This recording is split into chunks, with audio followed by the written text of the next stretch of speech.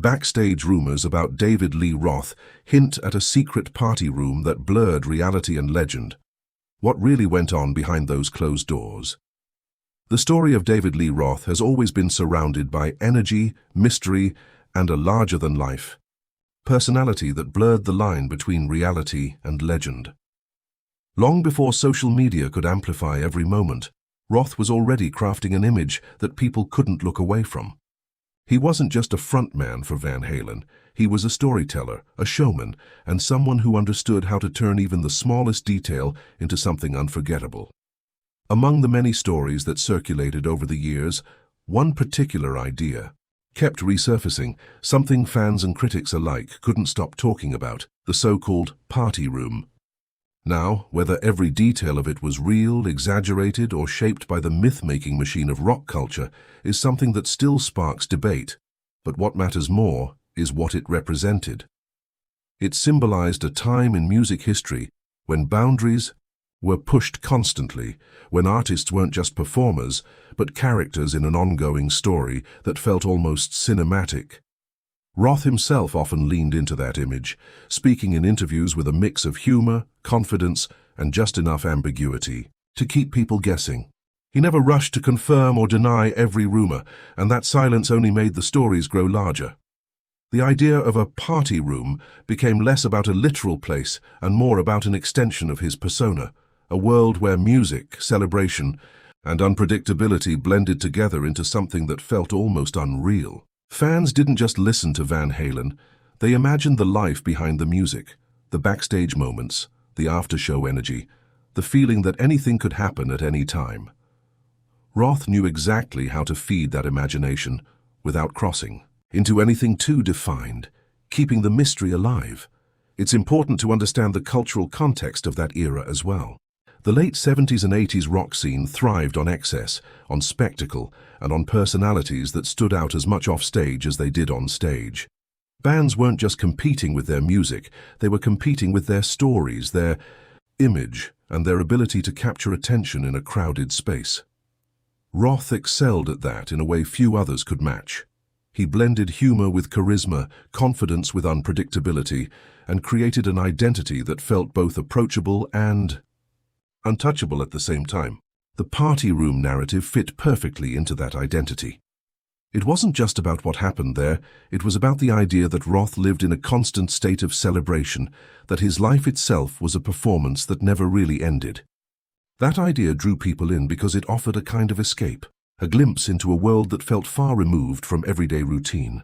Even people who questioned the truth of the stories found themselves intrigued because the storytelling itself was so compelling. Roth often spoke in a way that turned ordinary situations into vivid scenes, using language that felt almost like a script. He painted pictures with his words, leaving listeners unsure of where reality stopped and imagination began. That skill played a huge role in why stories like the party room endured for so long. They weren't just facts or rumors, they were part of a larger narrative that people wanted to believe in, or at least explore. And as the years went on, those stories became part of rock history, repeated in documentaries, interviews, and conversations among fans who were fascinated by that era. The truth may have been simpler than the legend, or maybe more complex, but Roth understood something essential. People are drawn to stories that feel bigger than life. He didn't just create music, he created moments, ideas, and images that stayed in people's minds long after the songs ended. The party room became one of those images, a symbol of a time when rock culture felt wild, unpredictable, and full of possibility. It wasn't just about one person or one place, it was about the atmosphere of an entire movement, one that thrived on creativity, risk, and the power of imagination. As the years passed, the conversation around David Lee Roth and his legendary lifestyle began to shift, moving from pure fascination to a more reflective understanding of what those stories really meant. The idea of the party room didn't disappear, but it started to be seen less as a literal detail and more as a symbol of how entertainment culture once operated.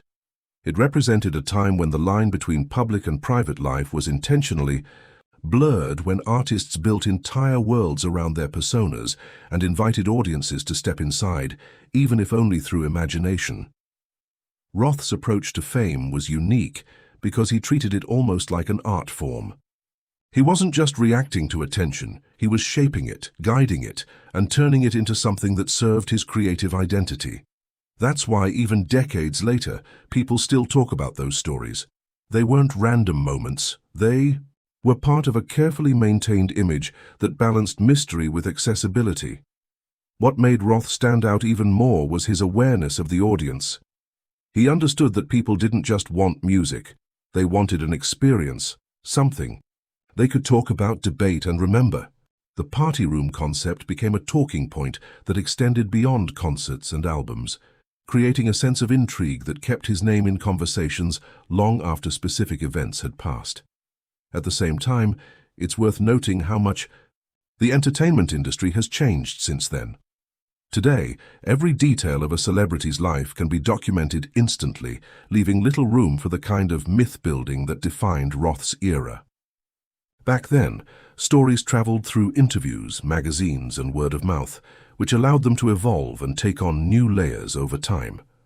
That slower spread of information gave artists like Roth the ability to shape narratives in a more controlled way, adding to the sense